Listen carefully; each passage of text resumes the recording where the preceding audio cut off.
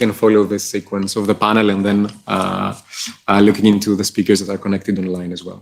So maybe in just a phrase. Perfect. And thank you for having me here, and apologize again for my colleague Agnieszka, who is trapped without internet in COP27, not trapped, but in the specific location without internet connection. And my name is Irene Benito, as Helen kindly introduced. I'm working in Planet in European Affairs, and I'm delighted to be here today. So I'll move quickly to my hashtag, which is you cannot manage what you don't measure. And I think this is super important when we're thinking about the binding targets that the EU Nature Restoration Law is going to place upon us in Europe. Thank you. So my hashtag would be steer for change. We hear a lot of driving for change, but I think what we need is really steering for change. We need to have a clearer direction on how we want to go and where we want to go together. Thank you. Yeah, thank you so much for having me here also. So my hashtag will be Science for EU Nature Restoration. So this would be the main idea that we can promote the use of science-based evidence to be able to address policy relevance to biodiversity in the EU. Thank you.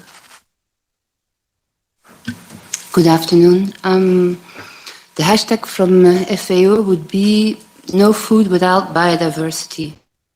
Emphasize really the connection and the interdependence between biodiversity conservation and sustainable biodiversity in agri-food systems.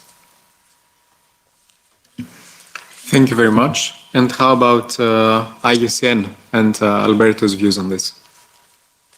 Thank you very much. First of all, thank you for having me here. And I'm not going to enter into the Twitter discussion about the new ownership, of course, just focusing on the handle of the headline, which is the main issue about Twitter. I'm going to focus actually on the collaboration side of the things. We all know that we are developing now a new piece of legislation that will have the same challenges as the pieces of legislation that are there now from the European side. And one of them is the implementation. That is always an issue. One of the fundamental issues related with implementation is about the ownership of the different stakeholders. And there comes the collaboration that I wanted to mention. The EU Nature Restoration Law is a historic opportunity for us and for our environment. This will be the tweet. To make it work, collaboration amongst all stakeholders will be key. Scientists, land users, businesses, NGOs, youth advocates. We need to ensure that we all feel that this is our law from the start. Thank you. Thank you very much, Alberto. And then how about you, Yannicka? What would be your hashtag for this discussion today on behalf of EA? Yes, hello, and thank you for the invitation. I'm very, very glad to be here. Alberto spoke about collaboration, which is very important, and my thoughts were along the same lines. This nature restoration is something we have to see as an overcompassing attempt to make sure that we have a continued future on this planet that we all share. And because this requires the collaboration that Alberto mentioned, I want to take this a step further and say that my hashtag would be restore biodiversity to benefit everyone. So this includes also all the sectors who are building their livelihoods on biodiversity. Well, thank you very much, Yannicka, and thanks a lot to all the speakers. I think we have already some quotes for social media. We cannot manage what we cannot measure. We need to steer for change. We need to make the best use of the available science for EU nature restoration. We need to restore biodiversity to benefit everyone. No food without biodiversity.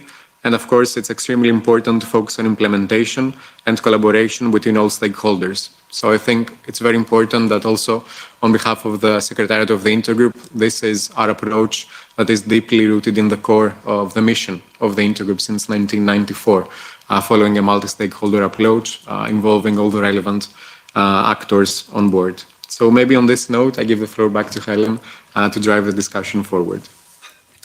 Thank you very much, Elias, and thank you for the initial interventions from our panelists. I think that's really set the scene for the rest of the panel discussion. So I'm going to start off with a few directed questions for our panelists. And I'm actually going to first come to Gregor Dubois first. Gregor, the EU Knowledge Centre for Biodiversity enhances the biodiversity knowledge base, and it's facilitating dissemination by fostering cross-sectional policy dialogue. And I wonder if you can say something about the challenges that we face when seeking to integrate science into the policy making. What are your views about how the scientific community and the policy community together can actually overcome some of these challenges? Thank you for that. It was making my travel worse coming. I really love the topic, of course.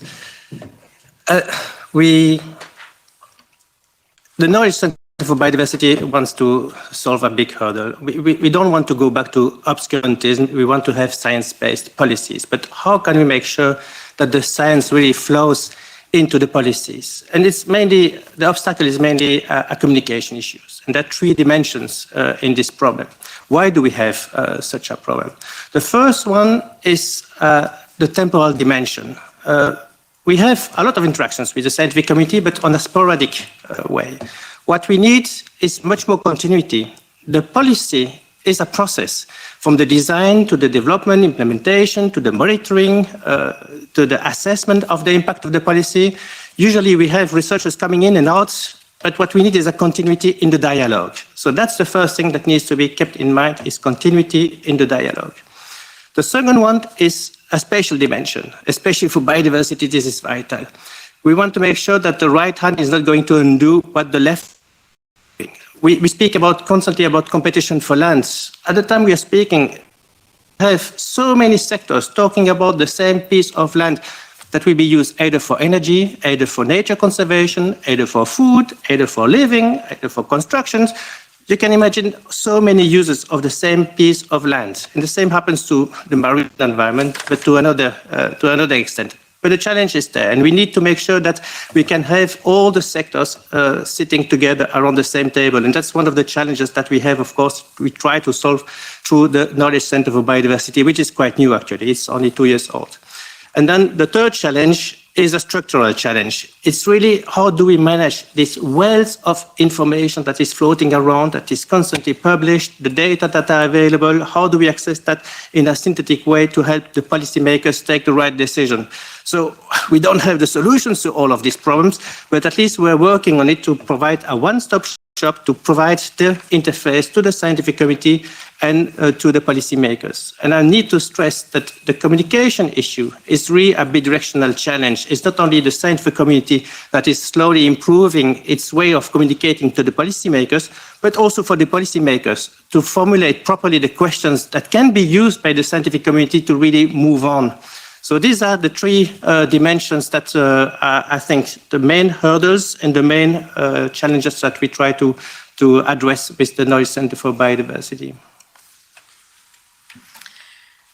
Thank you ever so much, Gregor, for that intervention. I think you mentioned some topics that are very relevant for the discussions that we're having internally at EGU with regards to that flow of information from our members as researchers to policymakers. So I very much appreciate that intervention, because I think it's a challenge that EGU already recognises, and this is part of the reason that we have now set up mechanisms within our organisation to try and facilitate that flow of information. So thank you. I think that set the scene very well for the discussion. Thank you. So I'd now like to come to Alberto Arroyo Schnell, who is Head of Policy and Programme at the European Regional Office of the IUCN. And Alberto is online. So Alberto, in a recent press release, IUCN highlighted the EU's nature restoration law as an important boost for biodiversity and climate. So my question to you is, why do you feel that immediate action on this topic is important at this point in time? Where do you think that more effort is needed in this topic, and what role can scientists play in supporting the biodiversity targets on an EU level and at implementation at the member state level as well, because both facets of this discussion are equally important. Yes, thank you very much for the question. I have been working on this matter, on environmental issues on biodiversity and EU policy, in particular biodiversity, for more than 20 years now. So when I hear the question why urgent action is needed, it's a question that every day is easier and easier to answer, I have to say. We all know about very specific examples, such as rivers that existed when I was a child and I could swim there, and now they don't exist. And there were crabs there that are not there anymore. We all know about climate change consequences, such as forest fires in North Europe. We can already see all these consequences. During all these years, and this is the important bit, the answer that we have provided, we have tried to make the case for nature, for its own sake. After we were trying to use more convincing matters, such as economy, such as our own health. At this point, what we know is that conservation and restoration of nature is fundamental for our own survival. We can mention some specific issues such as agriculture, which is one of the main threats for biodiversity, but at the same time is the one that is providing the food, obviously, our food, we need it. And at the same time, the degradation of biodiversity is affecting very much. So there is no way to deal with it if we are not working with this sector very much specifically. And at the very end, what it's saying is that conservation is a very anthropogenic issue. It's not exactly for nature, it's for all of us. So if urgent action was needed 20 years ago, now it's probably double or triple than it was at the time. Now, in terms of working with scientists, as you were asking also, well, IUCN is a science-based organization, as you know, so our work is underpinned, is guided actually by the latest scientific evidence. We have many tools that I'm sure you are familiar with, such as the Red List, the Nature-Based Solution Standard, the Global Ecosystems Typology. Well, it is hard to say how scientists could work with IUCN, as it is saying how IUCN can work with itself. Now, giving voice to scientists is the fundamental bit in discussions such as the one we are having now, policy processes. Even such as this one, consultations, trying to ensure that the voice of science is heard is fundamental. I want to also emphasize here the responsibility from science itself to get familiar with the policy processes, being aware of the weight of their own responsibility in any kind of publication or any kind of public information that comes out from the science discussion. From the policy side, ensuring that opportunities are provided to scientists to make sure that the input and participation in this discussion is possible is one of the most important bits, probably, to ensure that the future policy processes are more science-oriented. This is actually, I have to say, the role that we have as IUCN, and therefore, actually, the discussion that is happening now for us is fundamental.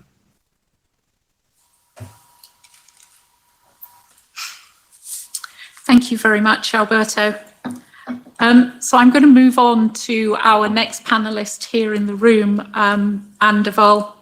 Anne, and I'm going to ask you about your role, because the UN has actually sent quite a clear signal with regards to tackling both climate and environmental crises, and actually underlining the key role of nature restoration in addressing these challenges.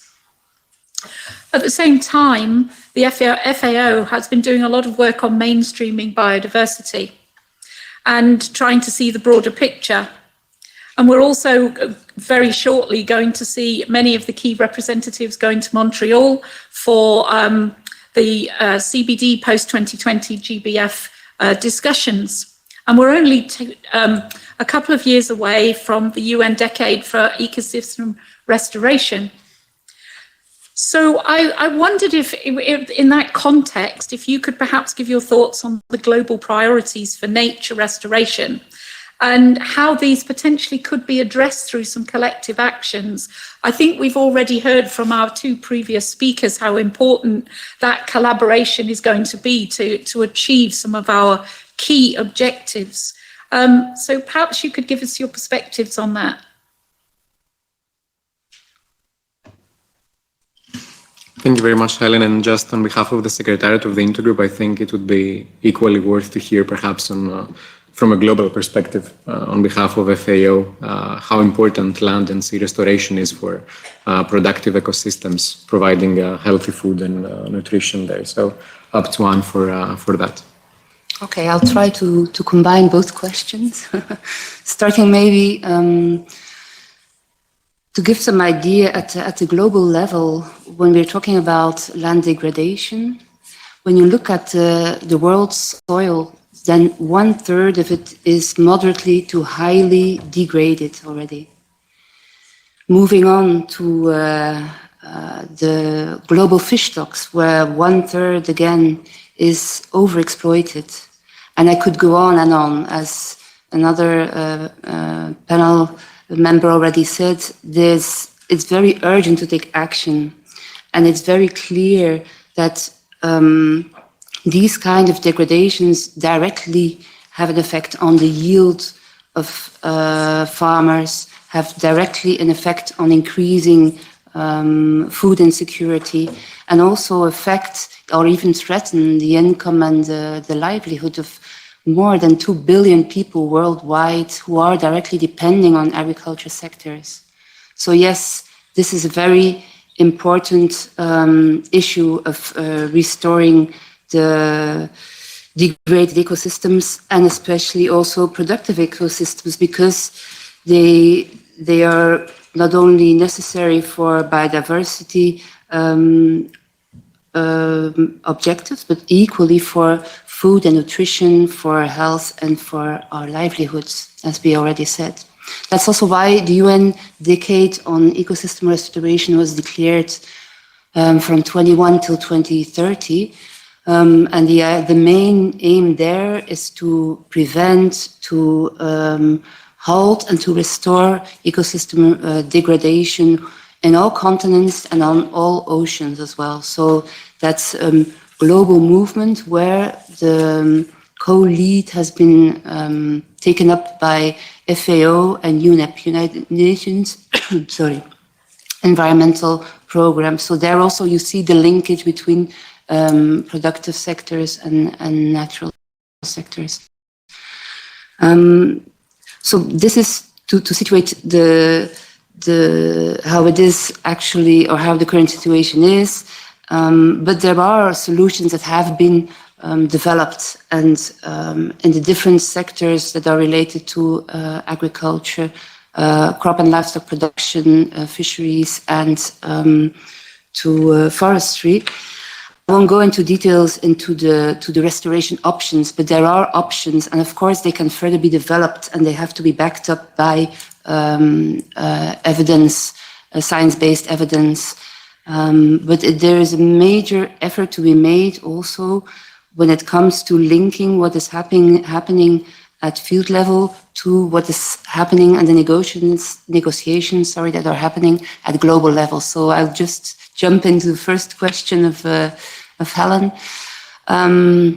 because as we are preparing for the conference of parties that will take place on the Convention on Biological Diversity in Montreal in December, so in a few weeks, there are a lot of hurdles still to be taken, as Grégoire said, at different levels.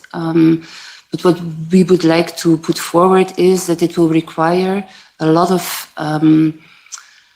political will and courage also, and leadership, to make sure that the different sectors that are related to ecosystem restoration will be included into the targets that are supposed to be very clear and precise. So it doesn't only go about protection, but it's also about sustainable use of biodiversity resources. So that's why I think next to all the different steps that are important, we're also looking at the EU to take up this leadership and to mobilize the international community also to take action on reversing biodiversity degradation worldwide. And as FAO, we are ready also to back up and to assist our members in taking up this further action. Thank you. Thank you ever so much, Anne. So I'm going to move to Yannicka next to get her perspective. Yannicka, the European Environment Agency data has been a vital resource in creating many of the EU's biodiversity targets, and has provided us with a biodiversity baseline. And I wondered if you could perhaps say a few words about how you envisage the data being used moving forward. And I think one of the other supplementary questions that would be useful to have your thoughts on will be how the European Environment Agency is able to support EU member states when they are creating their EU nature restoration plans. Of course. So let's start with the question on data. It's right, the data that has been supplied to the agency by member state has played a large role in the creation of baselines and reference areas. And we will continue to work with member states to improve the data they send to us, and we will use it to assess progress once it has been reported. We will also supplement this data with modeled data, and this in turn will then be shared back to the member states. In addition to this, we will use Copernicus and Copernicus-derived products to assist in this task. And we have a variety of other data sets to use as well, for example, on protected areas, on land use and land use change, and many more. And these as well will assess the progress and assist the member states where needed. And it's important to know that all data is by principle freely available to member states. But we do not just provide the data, but we also interpret it and produce information and knowledge, which we use and share openly. In terms of the support to the member states, once the national restoration plans are being made, they are of course being made by the member states, each of them for their own areas, but the EA will support here. So we can bring expertise together, for example, through our IONET network, and we can also guide in this process. And that's what we're going to be doing. On a more technical level, we are developing the reporting formats for these national restoration plans, as well as information systems and data flows for the reporting. We will also have a help desk for the member states to support them through the process. And finally, once the reporting comes in, we will assess the progress reports, and we will monitor and report on the progress overall towards the target. Thank you ever so much, Annika. I want to now come to Irene Bonita Rodriguez. Irene, I want to sort of have a few comments from you. As you mentioned in your introduction, you said you were from Planet. Planet, obviously, its work is extremely relevant for today's discussion. Over the past decade, Planet has revolutionized the Earth observation industry. Specifically, your work has democratized data, which is a topic close to my heart, being an informatics specialist myself. But it's also allowed for key analysis by scientists, but also allowed timely and impartial decisions from policymakers through the availability of that data. So my question to you is actually what do you perceive as the role of Earth observations? What do they play in helping the EU achieve its biodiversity targets and in supporting the EU member states in implementing and monitoring the nature restoration law? Where would you see the main challenges and opportunities ahead? Thank you, Helen. And well, firstly, as a citizen of Europe, I highly appreciate the work of the institutions to make, hopefully, the EU nature restoration law a reality. This is central and crucial as part of the EU Biodiversity Strategy and, of course, of the Green Deal. And for the first time, we're going to have binding biodiversity targets, and Earth observation is going to be crucial in order to monitor progress towards those targets. And for those of you that don't know what Earth observation really means, and Regine, if you can press again. So Earth observation satellites provide imagery on the surface of the Earth. This means that we are collecting information on all the changes that are happening on the globe. And this is information that comes from visible signals from the spectral, but also invisible. And Planet here has indeed revolutionized the sector. We have over 200 satellites orbiting the Earth every day. And if this is not the most amazing animation that you've ever seen in your life, then I don't know what to say. We have a daily scan of the whole Earth. So this means that every single day, we're taking an image of every location on the globe. So you can detect and monitor change on a daily basis in a high level of detail. And of course, this is enormously useful. First, it's providing, again, as I said, this daily information and daily change detection.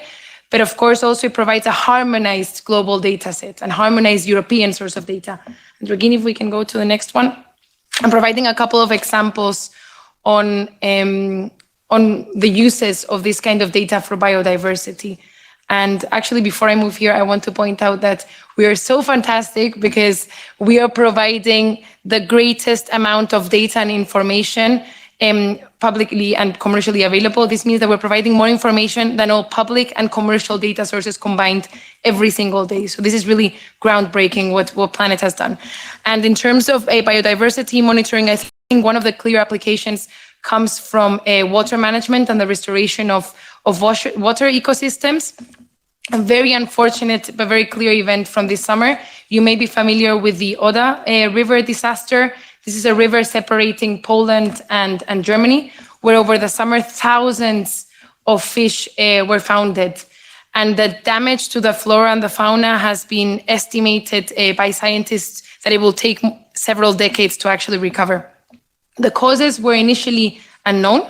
However, some scientists took Planet data and did the first assessment of water quality indicators over time in the weeks leading to the disaster.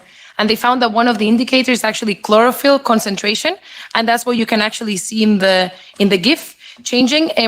The chlorophyll concentration was changing downstream, and there more damage was identified. And actually, this is now seen as the leading cause. Chlorophyll being a proxy for algae blooms, for harmful algae blooms. And what was, I think, crucial here and how our data really played an enormous role was by the time actually the assessments were done, this was exposed. This was after the disaster took place. So you couldn't go and take a physical sample of the water because this water was already in the ocean. So with daily satellite imagery and this daily archive of imagery, you could go and assess in the weeks building up to the disaster what was going on in the water. And of course, it's also very useful when we're looking to monitor future water bodies to make sure that we take action before it's too late, that we have an early warning. And if we go to the next example, the next slide, and twice, Regine, please. So another clear application is going to be in the management of forests. So we have this harmonized data set that is providing us daily tree-level information of every forest in the world, and of course of every forest in Europe. This means that we can monitor the health of forests, we can look at different degradation parameters, we can look at early signs of pests, of early signs of diseases, of early signs of drought. We can detect on a daily basis illegal activities to the individual tree level. So we can detect selective logging, we can detect selective cutting, and we can look generally at broad forest parameters and restoration. And this is something that Earth observation really provides us today. So the big message is we have incredible tools at our disposal. We have very ambitious targets, which are fantastic, but deadlines are approaching. 2030 is approaching very fast. So let's make sure that we use the technology at our disposal to monitor progress towards these targets. Thank you.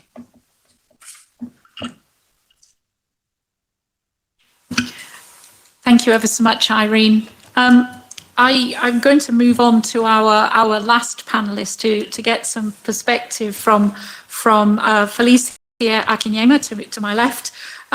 Felicia is, as I mentioned in my introduction, she's actually a member of the EGU's Biodiversity Task Force. So Felicia, my question is actually going to be more focused on your perspective of the role of organisations like EGU in promoting these activities, both at the European level, but also at the member state level. So I just would like to ask you if you could say a few words about the aims of the EGU's Biodiversity Task Force and how it's been instrumental in providing feedback on the proposed nature restoration law.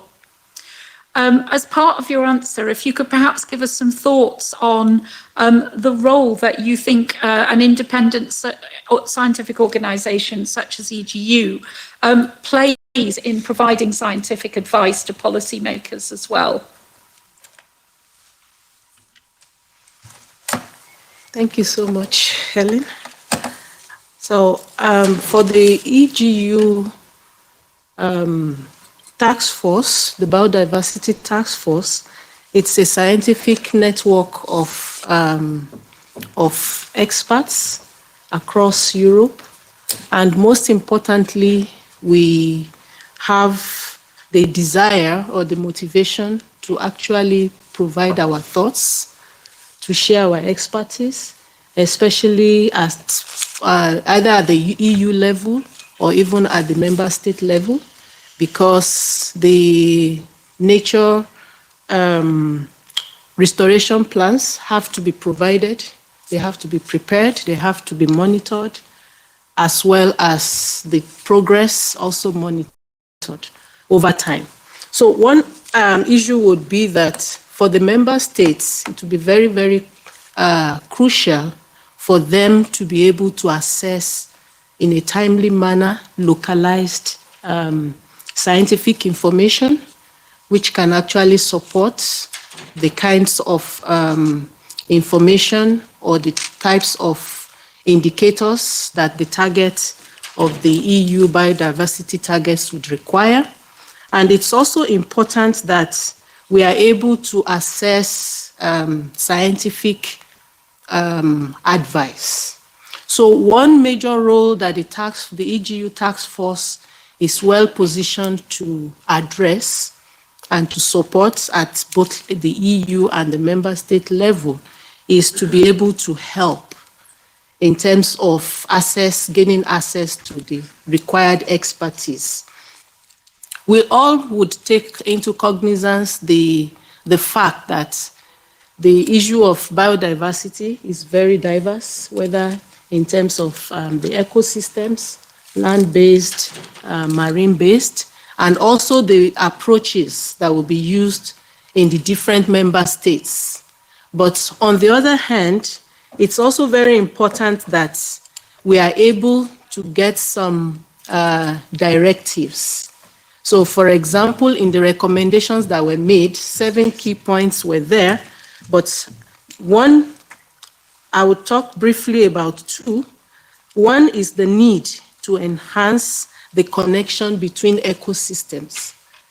One reason for this would be that these ecosystems, even though we restore them, actually are not in synergy with one another. So in this case, it's very important. I take the example of peatland.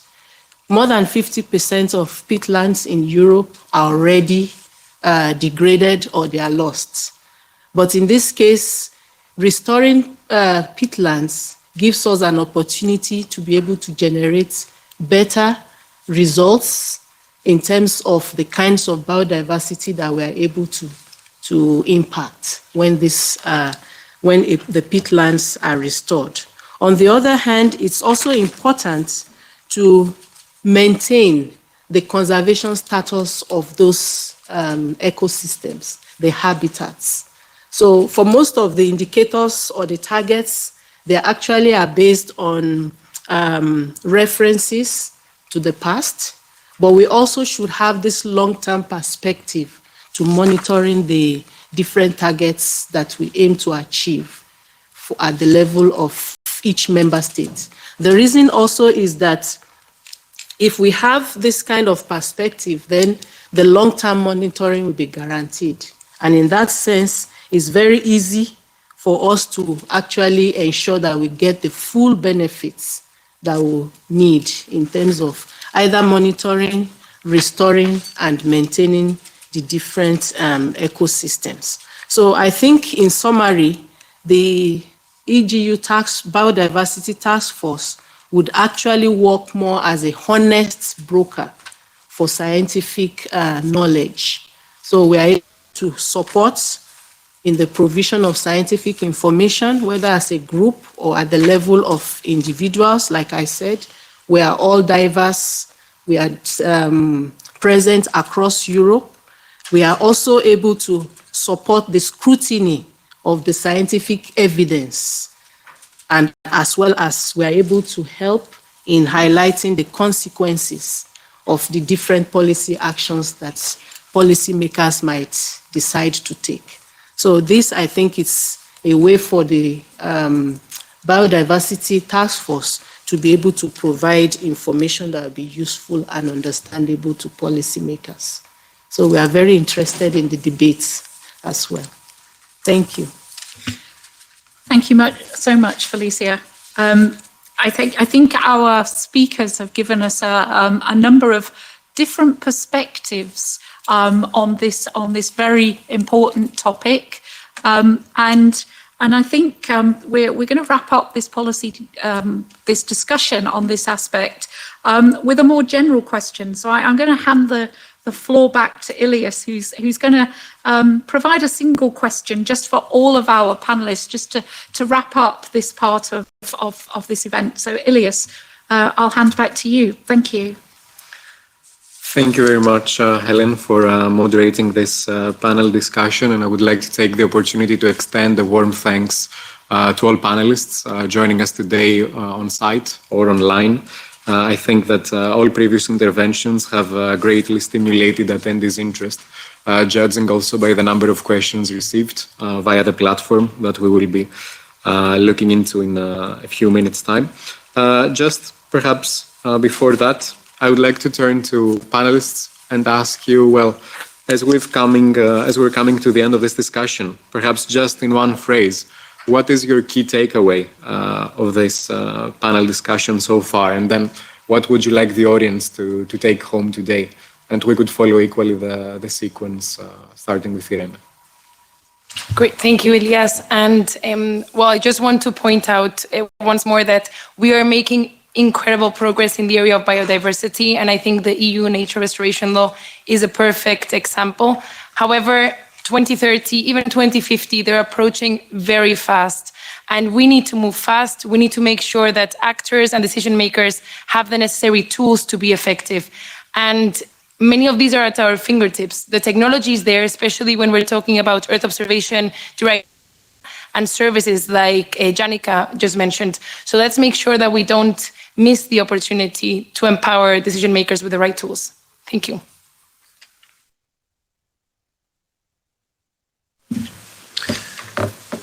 I think we get certainly new tools, new methods, new interfaces between science and policy, new evidence. Everything is hopefully getting easier to process and to handle. Are we going to take the right decisions in front of that? This is, I think, the main challenges and the question that remains open. What we miss completely is the link with the actors on the ground. We have the evidence that we need to take actions. We have all these multilateral environmental agreements where, I mean, the COP27 is just ending. We start the COP15. I will be part of the EU delegation there. How can I convince the public that what we are going to do there makes sense? And I think we need to show that this science evidence is used for taking decisions and applicable on the ground, and that something is happening.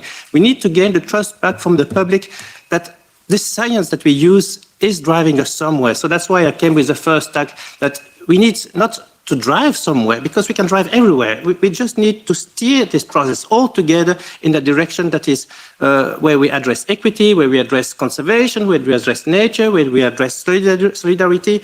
All these things require much more than just a science policy interface. We need an additional interface, is the direct contact with the public. So I think we need to, that's something that I keep constantly in my mind and which is actually worrying me a lot. Thank you.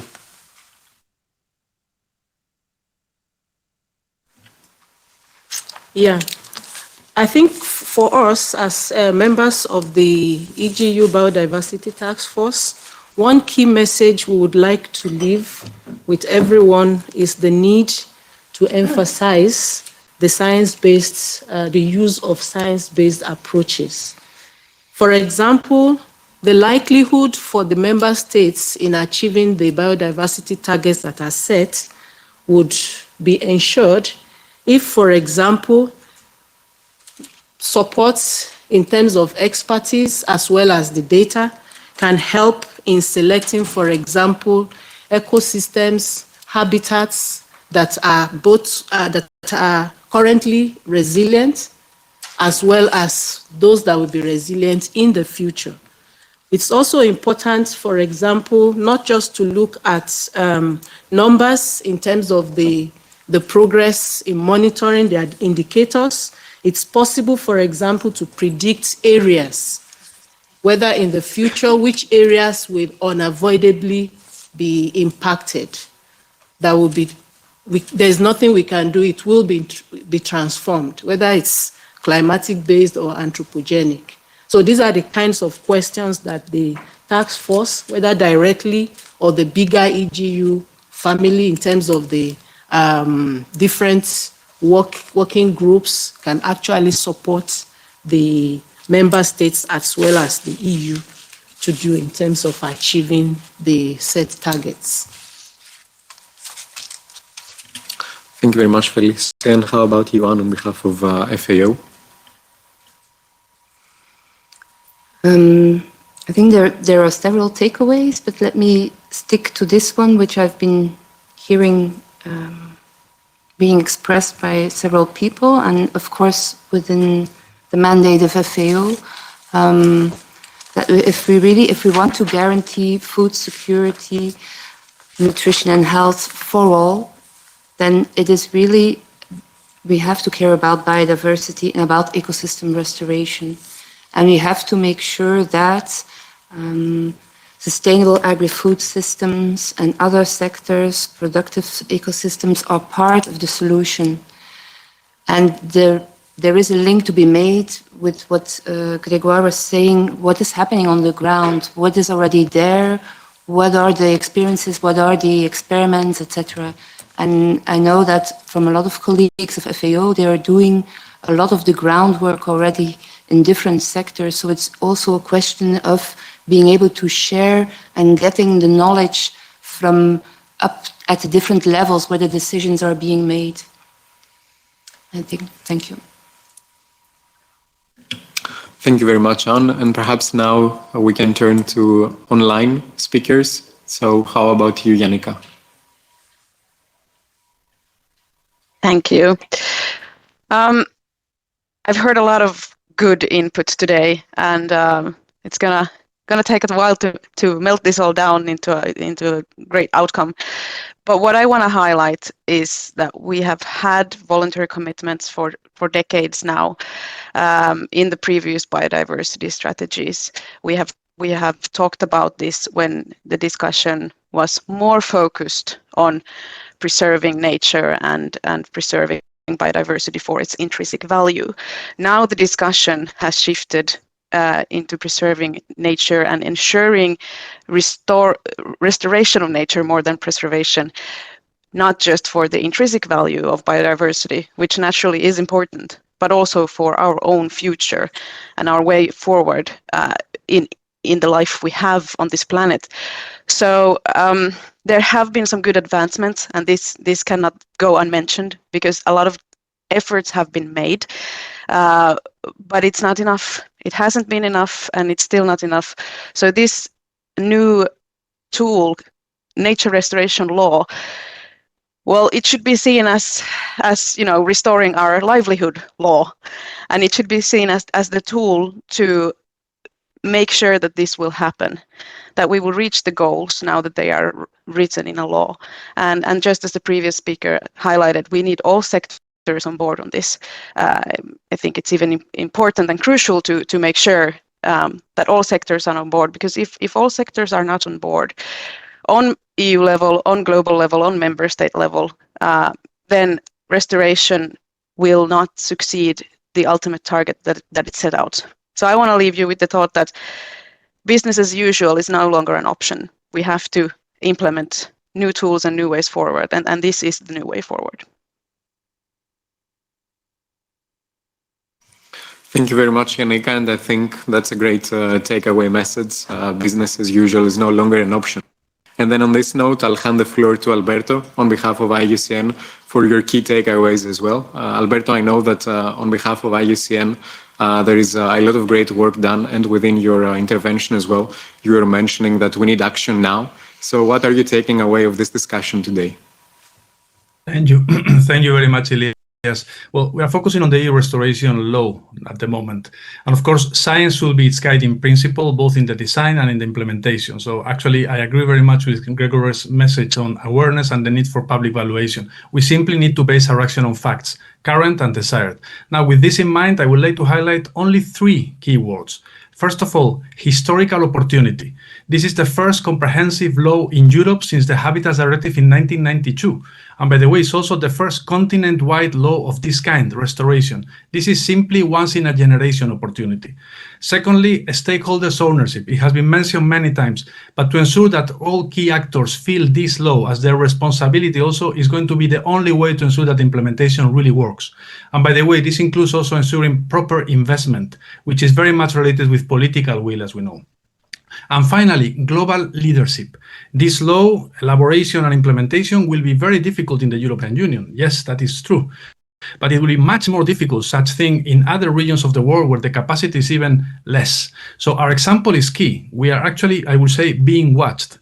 And all this relates both the EU and the global dimension, as there are 2 crucial realities and processes happening now, the EU Restoration Law and the upcoming Global Biodiversity Framework. So if you want for me to summarize one of the key points, or the 3 key points here, in relation with the EU Restoration Law process, which now the European Parliament is engaging, is about historical opportunity, stakeholder ownership, and the global leadership.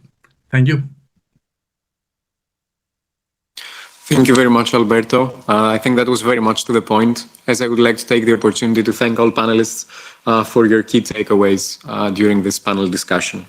On this note, I think it would be very interesting to also hear the reaction of MEP Ms. Rodriguez Ramos on behalf of the European Parliament. Ms. Rodriguez Ramos is an MEP from Spain for the group of Renew Europe, Inter alia. She is sitting in ENVI committee, and she's also the shadow rapporteur for the nature restoration file. So a key MEP involved in this discussion today. So thank you very much for being with us today. Thank you.